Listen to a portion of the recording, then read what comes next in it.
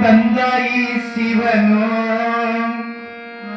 ಬಡದಾಳದ ಭಗವಂತನು, ಬಡದಾಳದ ಭಗವಂತನು.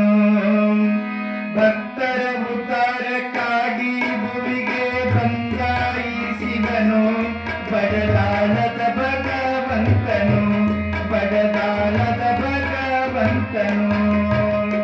ನನ್ನ ಭಕ್ತರೆಲ್ಲ ಸುಖಿರಲೆಂದು, ದುಷ್ಟ ಚಟದಿಂದ ದೂರಿರಲೆಂದು.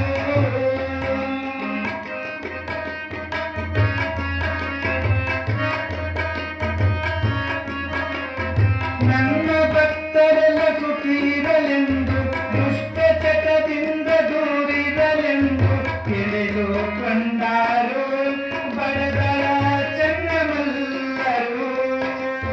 ತಿಳಿದುಕೊಂಡಾರು ಬಡದಳ ಚೆನ್ನಮಲ್ಲರು. ಅಂಕಲಗಿ ಗ್ರಾಮಕ್ಕೆ ಬಂದಾರು, ಕೈಯಲ್ಲಿ ಜೋಳಿಗೆಯನ್ನು ಹಿಡಿದಾರು. ಅಂಕಲಗಿ ಗ್ರಾಮಕ್ಕೆ ಬಂದಾರು,